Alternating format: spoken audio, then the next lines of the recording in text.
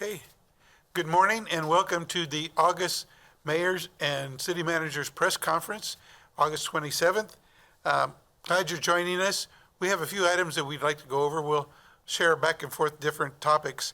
I was a guest the other day on Channel 13 on the Red Couch, and one of the things that we brought up was the progress of the search for a new chief of police, and city manager got that task very quickly after he came to the city of Topeka. So I'll ask Dr. Perez to update us on that. Thank you, Mayor. We are definitely in the mix of the police chief search. It's definitely been one of my top priorities coming on board here. As part of the process, we wanted to have a community involved process, and part of that process included completing a community survey. We did an online survey as well as hosted 3 in-person sessions to hear input from the community on what they wanted to see in the next police chief. I'm happy to report that we got somewhere in the neighborhood of about 260 online submissions, and we got multiple points of feedback during the public input sessions. I need to give a shout out to Dan and our communications team for doing an excellent job. They actually took all the information and they came up with a document that we recently shared online of the major themes that we heard as far as what the community wanted to see in the next police chief. Some of the values that were identified included somebody who had a high level of communication, transparency, and really wanted to be involved with community engagement while focusing on things such as reducing crime, public safety, and addressing mental health and homelessness. So the intent of that exercise to gain the community input was to actually incorporate that information into the recruitment brochure. We are working with an executive recruiter who's actually developing that brochure, and the position should be posted here within probably the next few days.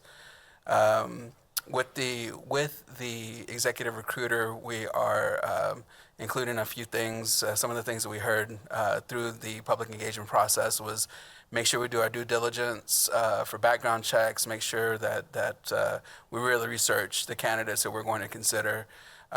So part of the recruitment will include things such as completing DISC assessments and written exercises as part of the recruitment process. Given these extra steps, we are now looking at mid-November as the expected timeline to hold interviews.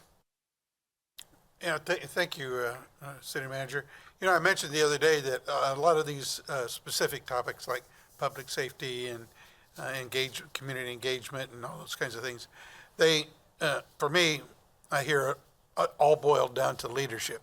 Leadership that is shared within the agency, so that it's not just a small group of people who are leading the agency, that it's a shared command, so that that vision and those characteristics that we expect of our chief of police, we expect down the line all the way to the patrolman who's just come on to the police department. I think that leadership has to be something that we all display for the community. So I'm encouraged that we're taking a lot of time to make this big and very important selection. So thank you very much for that. Yes, sir. Speaking about that, if I can segue into the community involvement, I recently gave a welcoming address to the current Topeka Citizens Police Academy. And I think that's another way for us to get citizen input. And when I visit with them, it's enjoyable because they get so surprised by what they hear during that academy. Well, what you often hear is, well, I didn't know we did that already. I didn't know we had that capability. So it's informing the public of what they have in the way of a police department. And they become then kind of ambassadors for the agency. And I think that's important because you have to speak with some knowledge when you talk about any service that the city provides. You have to know what you're talking about. And so the more you learn, the better. And having that police academy on a regular basis is extremely informative to the public. And I think it then again encourages others to get involved. Looking at the audience, I would like to see even more people there, and I'd like to see a diverse representation in that police academy. So if you've thought about it, but you were hesitant to join, contact my office or the police chief's office, Chief Haltom. I'm sure would be more than glad to fill you in on what's available. I want you to feel comfortable enough to come to that police academy. That it's for everybody in the city. So give some real thought to it. This one will run its course. It's always fun to talk to some of the participants to find out what really got their attention and some of the highlights that they have. And they'll share them very freely. So give a lot of attention to that. And I thank those people who are in the academy right now because it does take a commitment. They have to take time out of their regular day to come in the evenings and have those presentations. But I am glad that we're continuing to do that. Again, it shows our effort in getting community input in our efforts. One of the other things that we were talking about as we visited the other day with myself and city manager was our response to the recent storm that we had here in Topeka and a great amount of damage that was done a second time for our city, that we've had a storm that has caused this much debris, but this last one really did cause quite a bit. And I know the city manager's been on top of it with private contractors, but if you could give us an update of where we are and what the plan is. Everybody wants to know when they're coming to their neighborhood. Yes, sir. First off, shout out to our utilities and public works teams who are out there in the streets currently continuing with the cleanup. They were the first folks out there, and just want to say thank you to those teams. I also need to thank Braxton Copley, our new assistant city manager, for his leadership in these efforts. So just as an update, we did start working on the hardest hit parts of town, which included Oakland and Potwin. We did bring in third-party contractors to help with the cleanup. And so we do anticipate the cleanup being completed within the next few weeks. The entire city, while Potwin and Oakland were the hardest hit, we are servicing the entire city as far as the actual cleanup efforts. Yesterday, we did launch a new interactive map that shows where our crews have completed pickup and where they're going to be, again, across the city. That map is on the city's website, or you can also see it on our social media. But we are, again, actively involved in the cleanup and should be completed here within the next couple of weeks. I was wondering if anybody is having some difficulty in getting their residents put on the list, as it were. What's the best way for them to contact? Through the website or? Yeah, there's multiple, either through the C-Click Fix, or they can call the customer service line with our water utilities. They can contact the city manager's office. They can contact pretty much any city department. We'll put them in the right path to get that assistance. Good, and we still have our ombudsman too, who can take those calls too. Yes, sir, that's correct. Right. Well, that's good. So if you have a lot of problems there with the debris and the fallout from the storm, give them a call. Don't expect it to be the next day, but that way we'll make sure that you're on the list and we can get it scheduled so that we can get all the debris picked up as much as we can. And thank you for your patience. I know that has been a big inconvenience, and for some people a real financial burden because it hit their homes, cars, and whatever. But again, thank you for city staff for their quick response as well. They also, this is the time of year that is Orange Cone City with all the construction and repair that's going on our roads. We have to act fast. We have to take advantage of the good weather that we do have. And we have a lot of good projects that are going on. It does make it a bit difficult sometimes for people who expect to go their normal way to work or to wherever. So you might want to give yourself a little extra time. But I know that City Manager has some updates on some of the bigger projects that you can share with us. Yeah, I will definitely take this opportunity to celebrate some of the recent work that we did on the fly-off off of Kansas Avenue. Crews worked very diligently and quickly, did some overnight work to get that open as quickly as possible.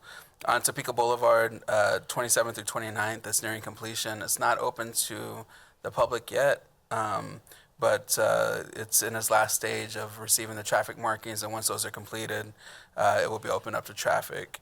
The 21st and Topeka intersection began construction September 9th. That is that's a full rehabilitation to include pavement replacement, sidewalks, and ADA ramps. That work is scheduled to be completed in late December. The detour route for that Topeka Boulevard traffic should use 29th Street in Kansas at 17th. And then 21st Street traffic should use Washburn Avenue, 17th, and Kansas Avenue.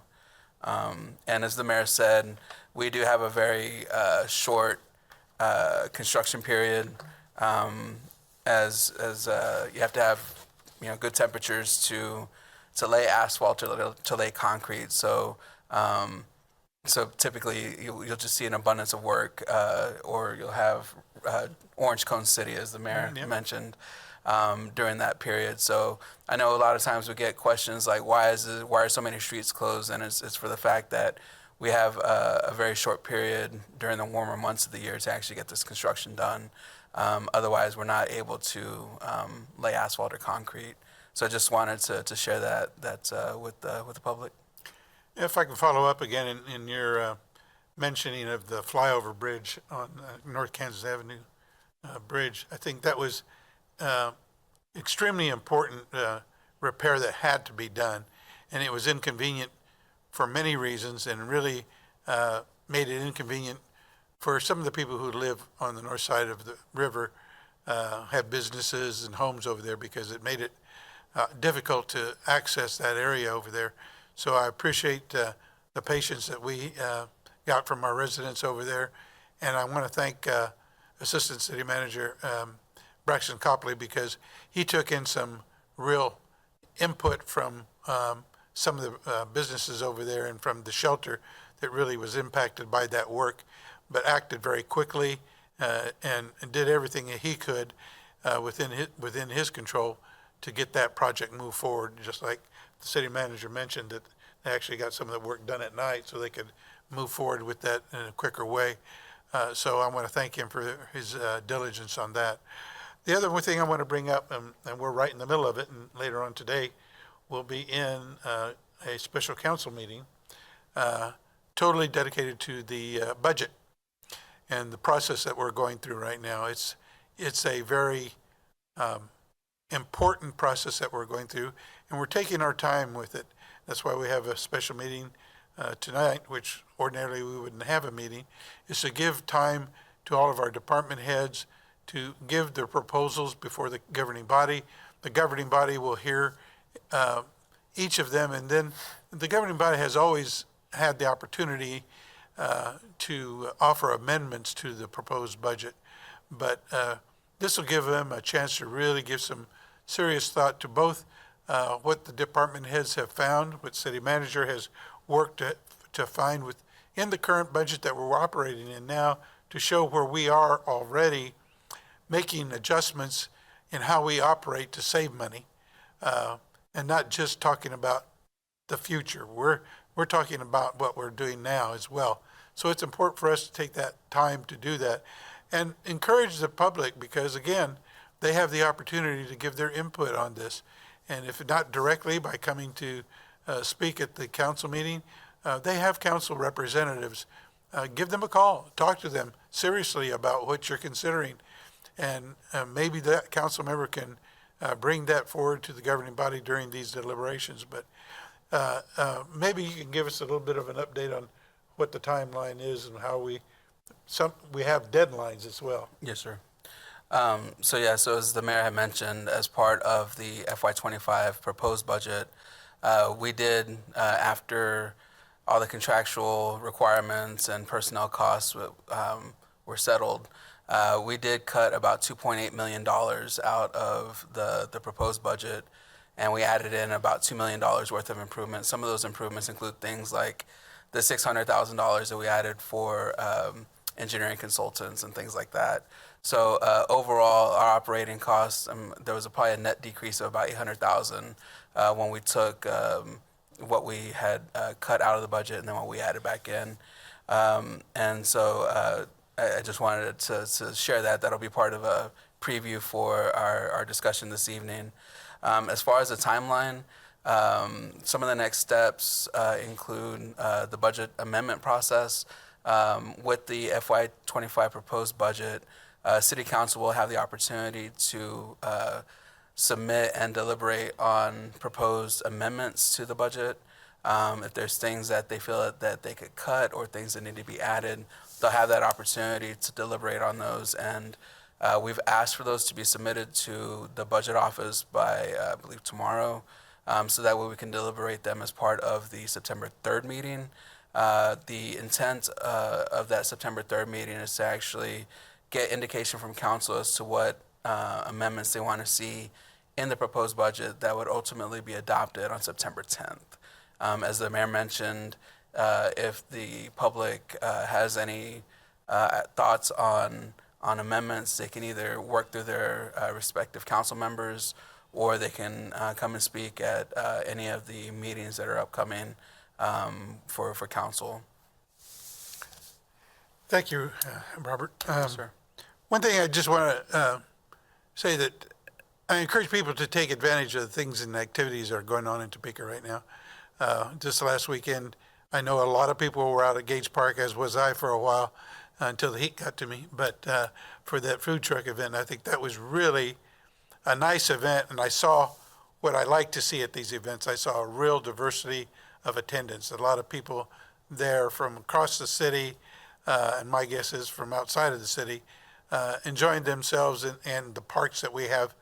And that was a good event to get people out enjoying what we have left of summer. And then I wanted to also mention that oftentimes we might forget that we are city owners of Topeka Hotel, and that hotel is still operating and still bringing in business. Recently, I just did a welcome for a group of public transit people who their organization, state organization, had their annual meeting in our hotel. There are others that are lined up to come into the hotel. So we're doing business. I want to make sure that people understand that when you see all those cars out there, it's because the place is open for business, and we're not just waiting for things to happen. And we constantly, on a weekly basis, have a review meeting with the city manager and the rest of the team, and Assistant City Manager Braxton Copley, talking about where we are in the progress with that hotel. So I want people to know, and it's also open for breakfast. So when you have time and you're looking for a place to go, that's a good place to stop in and see what's going on there at the hotel. So unless there are some questions, I'm going to open it up right now. And that's the last thing I have to address. Any questions? So we have received some stuff kind of from viewers regarding the storm cleanup and the map situation that's going on. What should the public do? That a lot of what we're receiving is saying that the blue that they're seeing on the map isn't actually cleared off. And so they're a little confused as to what they should be doing, because the map's showing that their road is blue, but the brush pile is still in their front yard. So, okay. So as I understand, I believe that the blue is where the streets have actually been cleared, if I understand correctly, but that they still have pickup to do on those blocks. So I will tell you that I'm not completely familiarized with the map, but I will tell you that any place that is indicated blue, we have verified that the streets are open, that there's no debris covering the streets, and so the pickup is still probably pending on those locations. Would that be easiest for them just to take a picture of it and do that see-click fix on something like that? Because then you guys know that they're really legit. This is the address. This is the photo. Oh, sure. That doesn't hurt at all to do that. It's easy to do. And that's the priority, get those roads cleared so we can get the trucks in, so we can clear the debris that's in the yard. So we have to be able to make that safe traffic way. But yeah, if they have a photo they can send in, I've done it for myself when I've seen issues on the road or around the city, and add it to the see-click flicks submission, and it does help. You can also email the city communications department at that city communications@topeka.org, and we kind of address if you have an individual issue. Yeah. I would say they are doing it through Friday, so I would probably wait till past the weekend if it hasn't been picked up yet, because they're still making rounds this week, so. Okay. And Fern? then, sorry, Mayor, I know yesterday on the floor you were kind of talking about how city manager, you have like a different approach to the budget. I was just wondering, what does that new approach look like compared to like what Topeka has been used to? And different, probably in my mind, means he's had experience with these kinds of budgets, and he knows from his experience that there are different ways of looking at problems and issues, and that perspective is what is encouraging to bring. I think that's how I wanted it to come, that it's not a, oh my gosh, you've been doing it terribly and now I'll straighten you guys out. But that he has a perspective that I think is good, and combined with what our, I guess our seasoned council members who have been on the council for some time, who also know what has happened in the city over years, and working together, I think that is a good approach. And I think that's the thing that I'm encouraged about, is that we're not just taking the numbers at face value, we're really digging into it. And I think that's what I appreciate from the city manager right now. Anything else? Are there any current bids on the Topeka Hotel? I can't speak to that right now because I'm not directly involved with that process with the hotel. I just know that I want to let people know as much as I can that that hotel is still operating as the council had decreed that it stay open and operate. And it's bringing in business, and we're looking outbound for other conferences beyond this 25 and 26. So we have that optimistic outlook for the hotel. And there's currently a solicitation that's being advertised for brokerage services to help us develop next steps for the hotel. And then I'll give you a bit of a teaser. We are looking at ways to try to activate the hotel as well while it's still under our ownership. And there was one thing that was on my list that I didn't mention, and that is it kind of follows on getting to know the city manager. Everybody, I get a lot of people asking, when do I get to meet him? When do I get to meet him? He's kind of like the rock star right now going around town, and that's good. I want people to meet him, and he's got the character that people will like. He's very easy to talk with and very approachable. And to that end, we're going to have Meet the City Manager Social, an informal gathering at the T-Box on Kansas Avenue in September.